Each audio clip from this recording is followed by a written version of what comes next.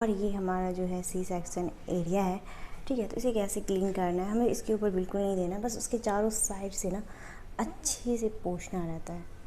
ये देखिए, ये बिल्कुल साबुन की तरह जो है आपको खुशबू देता है और बहुत ही अच्छी खुशबू है इसकी। आप इससे क्लीन कर सकते हैं। ये काफ़ी कमाल का है, ठीक है। अगर आप पेशेंट को नहीं नहाना चाहते, बाथरूम नहीं ले जाना चाहिए, या फिर पेशेंट ऐसी स्थिति में नहीं है कि बेड से वो नहीं उठ पा रहा है, तो आप इसका यूज़ बहुत ही अच्छे से कर सकते हैं।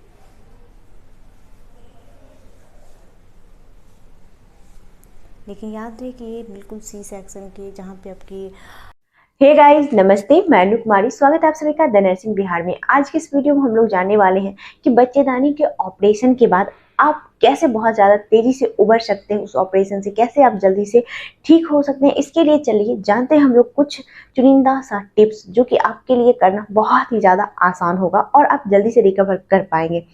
तो चलिए इस वीडियो में मैं अपने एक्सपीरियंस से बताने वाली हूँ, क्योंकि अभी जो मैं ड्यूटी कर रही हूँ वो मेरा डिपार्टमेंट ऑपरेशन डिपार्टमेंट ही है, जहाँ मैंने बहुत सारे पेशेंट्स की केस स्टडी की हूँ, जहाँ मैं बहुत सारी पेशेंट को देखी हूँ कि उन्हें क्या क्या कॉम्प्लिकेशन होती हैं और उसे कैसे निकलना चाहिए, कैसे निपटना चाहिए। तो चलिए आज के इस वीडियो में जानते हैं उन सारी।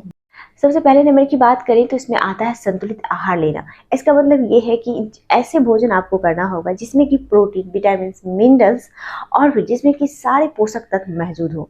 इस तरह के आपको संतुलित भोजन रोज अपने खाने में लेना होगा। इसके साथ ही आपको अपने बॉडी को हाइड्रेट रखना होगा। इसका मतलब ये हुआ कि आपको कम से कम दिन में 8 से 10 गिलास पानी पीना चाहिए। और अगर आप बाहरी कुछ लेते हैं तो उसके तौर पे आप चाहें तो हाइड्रेट रहने के लिए नारियल पानी का यूज कर सकते हैं या फिर इलेक्ट्रिक पाउडर का यूज कर सकते हैं, यानी कि ORS का घोल भी पी सकते हैं। साथ ही अगर आप हाइड्रेट रहेंगे, ज़्यादा मात्रा में पानी पिएंगे, तो इस दौरान जो है आप कब्ज से भी बच पाएंगे।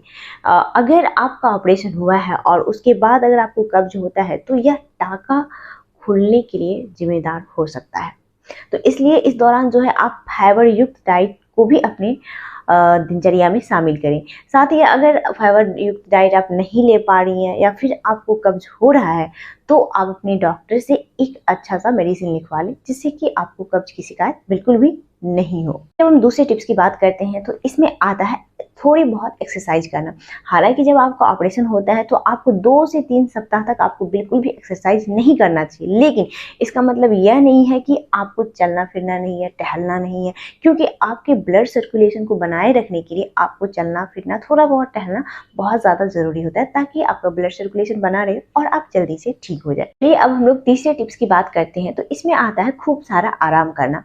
हालांकि हम सभी जानते हैं कि ऑपरेशन के दौरान जो है एनेस्थीसिया का उपयोग किया जाता है, जिसकी वजह से कम 3 से 4 दिन तक आपको शारीरिक थकावट महसूस होती है। इसके लिए, इससे उबरने के लिए आपको कम से कम 3 से 4 दिन जो है बहुत ज़्यादा आराम करना होता है। अगर आप 3 से 4 दिन कम से कम बहुत ज़्यादा आराम करते हैं तो इससे ये होता है कि आपके टाँकों का जो हीलिंग होता है, हीलिंग करने में काफ़ी ज़्यादा आपको हेल्प मिल जाती है। चलिए अब हम बात करते हैं चौथे टिप्स की। तो इसमें आता है आपको अपने दर्द और सूजन को कंट्रोल रखना है। दर्द और सूजन को कंट्रोल रखने का मतलब ये है कि इस दौरान जो आपके टाँके होते हैं वहाँ पे दर्द तो होता ही है, लेकिन ये भी ध्यान रखना है कि वहाँ पे सूजन ना आ जाए, इन्फेक्शन ना लग जाए। इसके लिए जो है वहाँ की साफ सफाई रखना बहुत ज़्यादा ज़रूरी होता है। इसके साथ ही जो मेडिसिन डॉक्टर्स आपको प्रिस्क्राइब किए हैं, जो खाने के लिए टाइम टू टाइम बोले, उसे आपको टाइम टू टाइम लेना चाहिए। इससे आप जो है जल्दी से ठीक हो जाएंगे। साथ ही अगर जब भी दर्द होता है तो ऐसा नहीं है कि जब दर्द हो रहा है, अगर डॉक्टर बोले हैं दर्द की दवाई लेने के लिए, प्रिस्क्राइब किया गया आपको, तो ऐसा नहीं कि उसी टाइम लेंगे। अगर आप सिर्फ दर्द के टाइम लेते हैं और जब दर्द नहीं रहता उस टाइम नहीं लेते हैं, तो ये बहुत बड़ा खतरा हो सकता है। ये आपके लिए एक बेवकूफ़ी भरा काम हो सकता है, क्योंकि इस दौरान ऐसा होता है कि लोग ऐसा सोचते हैं कि दर्द नहीं हो रहा है तो दर्द की टेबलेट अभी नहीं ले, लेकिन इस दौरान आपको लेना चाहिए, ताकि आपका जो दर्द और सूजन हो वो जल्द से जल्द कम हो जाए। चलिए अब हम बात करते हैं 5वें नंबर टिप्स की। तो इसमें आता है अपने ऑपरेशन यानी कि अपने जख्म का ख्याल रखना, देखभाल करते रहना।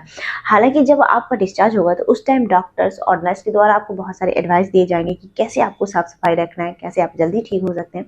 तो वो सारे एडवाइस को आप ध्यान से सुने और उसे फॉलो जरूर करें। साथ ही जो है अपने घाव को स्वच्छ और सूखा रखें, टाइम टू टाइम उस पर मेडिसिन लगाते रहें और जो मेडिसिन आपको खाने के लिए मिला है उसे भी खाते रहें। इससे जो है जल्दी से अंदर से जो है आपका घाव जो है हीलिंग होगा और आप इन्फेक्शन से बच पाएंगे। अदरवाइज अगर आपने ध्यान नहीं दिया इन सारी बातों पे तो इन्फेक्शन लग सकता है, और अगर इन्फेक्शन लगा तो फिर आप रिकवर होने में आपको काफ़ी ज़्यादा टाइम लगेगा और काफ़ी ज़्यादा टाइम आपको हॉस्पिटल में बिताना पड़ सकता है। साथ ही जो आपका मेंटल हरासमेंट है वो भी बहुत ज़्यादा होगा, मानसिक वेदना आपको बहुत ज़्यादा होगा, बहुत ज़्यादा टेंशन होगा, आपके साथ साथ जो आपके अटेंडर साथ में रहेंगे उनको भी।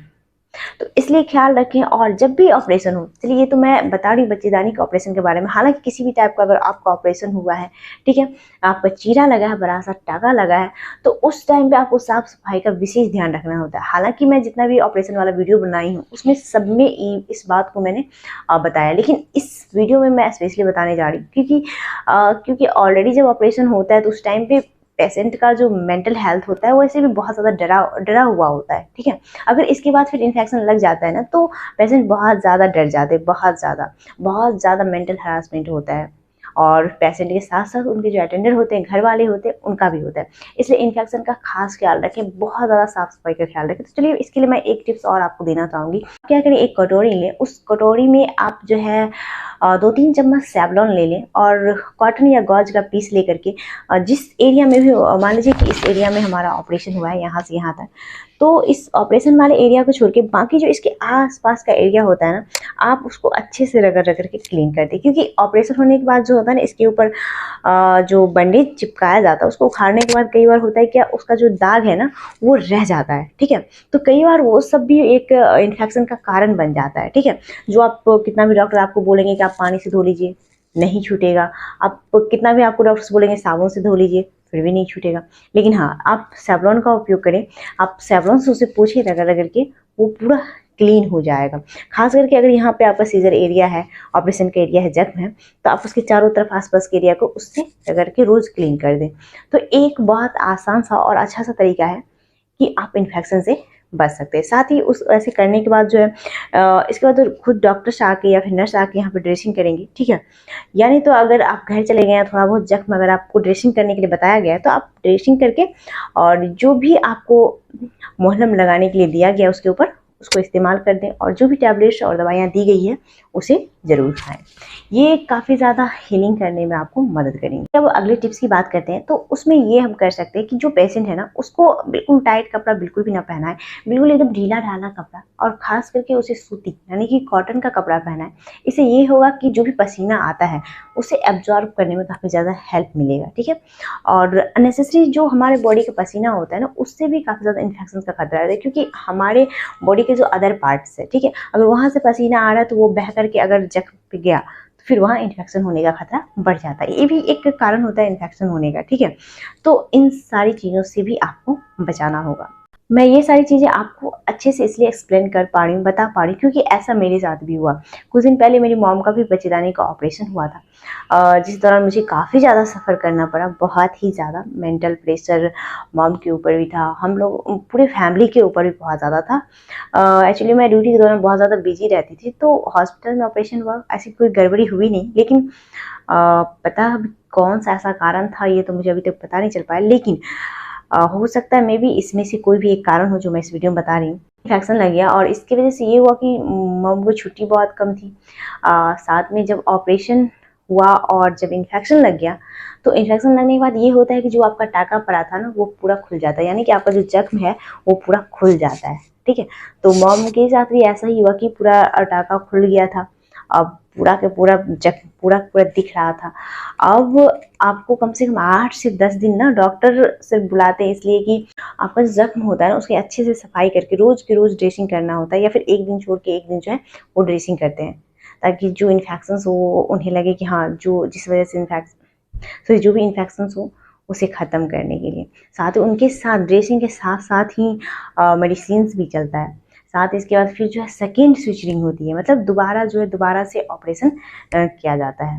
दोबारा से ऑपरेशन का मतलब फिर से उसे साफ करके अच्छे से घाव को, अगर डॉक्टर्स को लगता है कि हाँ दोबारा स्विचरिंग करना चाहिए, दोबारा इनको सिलना चाहिए, तो फिर उनसे दोबारा से टाका दिया जाता है, दोबारा से सिला जाता है। तो ऐसा ही हुआ हमारे केस में भी, मॉम के केस में बिल्कुल ऐसा ही हुआ। दूसरी बार सेकेंड स्विचरिंग हुआ, सेकेंड स्विचरिंग होने के बाद भी ऐसा हुआ कि फिर तीसरा बार भी मतलब थोड़ा बहुत हो गया, मतलब थोड़ा बहुत फिर भी जो है मतलब कुछ ना कुछ ऐसी चीज़ें हो गई कि मतलब स्वेलिंग वगैरह हो गया। तो ये एक बहुत ज़्यादा परेशानी हम लोगों को, बहुत बहुत ज़्यादा। तो ये सारी चीज़ें और भी किसी के साथ ना हो, तो इसके लिए जो सावधानियाँ है, शायद मैंने उस टाइम कुछ सावधानियाँ नहीं रखी, मैं ज़्यादा टाइम नहीं दे पा रही थी। तो जो चीज़ें मैंने सीखी और फिर जो चीज़ें मैं एब्जॉर्ब कर रही हूँ हॉस्पिटल में और भी पेशेंट के साथ, वो सारी चीज़ें आपके साथ शेयर कर रही हूँ, ताकि अगर आप बच्चेदानी का ऑपरेशन करने का प्लान भी कर रहे हैं या फिर किसी भी प्रकार का, तो आप किस तरह से ख्याल रख सकते हैं ताकि इन्फेक्शन ना लगे। ये थी आज की हमारी छोटी सी टिप्स।